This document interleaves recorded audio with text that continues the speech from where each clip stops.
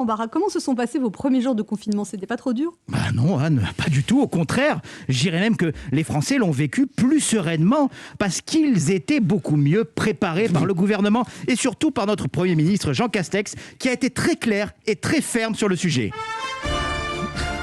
Vous ne pourrez quitter votre domicile que pour certaines raisons et uniquement munis d'une attestation pour le prouver. Il commence pas à tourner pied noir, ton Castex. Il y a un petit côté Rogiane, effectivement.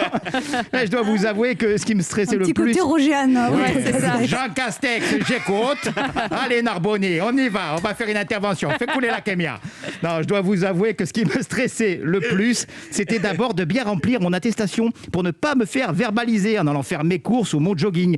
Et surtout, j'avais l'appréhension de retrouver le silence des rues totalement vide. Ce silence si angoissant, mais en même temps rassurant, puisqu'il voudrait dire que les Français sont en accord avec le gouvernement.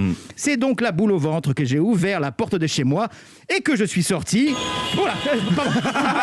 Et que j'ai failli me faire écraser par une Audi A4, une trottinette électrique et deux Vélib. Incroyable, Anne. Il y avait tellement de monde que j'avais l'impression que c'était le premier jour des soldes. Mais où étaient donc passées les familles de sangliers, de loutres, de biches qui avaient pris possession de nos rues en printemps dernier? Que faisaient tous ces gens avec ces produits non essentiels dans les mains?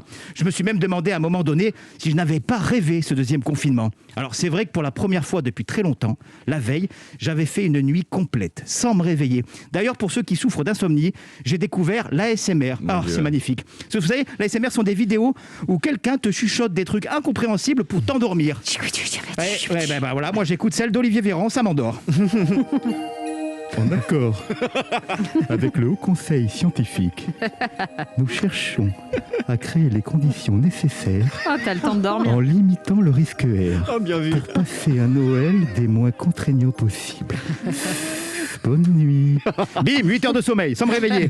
Alors bien évidemment, Anne, je n'ai pas rêvé ce confinement. On est à nouveau confiné. Il y avait juste eu quelques tolérances par rapport au retour de vacances. D'ailleurs, en parlant du retour de vacances, je voudrais avoir une pensée pour nos enfants.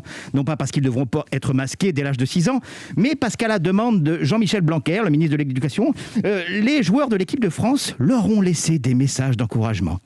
Bonjour les enfants, c'est Didier Deschamps. Oh, les gens ils croient que c'est pas bien, mais c'est super l'école. En route pour le CE1. Allez, bon courage à tous et courage à tous ces petits commerçants que l'on a honteusement qualifiés de non essentiels. Et n'oubliez pas, surtout en ce moment, de dire à ceux qui vous sont chers que vous les aimez. Bah tiens, du coup, j'en profite pour dire aux Niçois et aux Niçoises que je les aime. Je ne t'ai jamais dit, mais nous sommes immortels.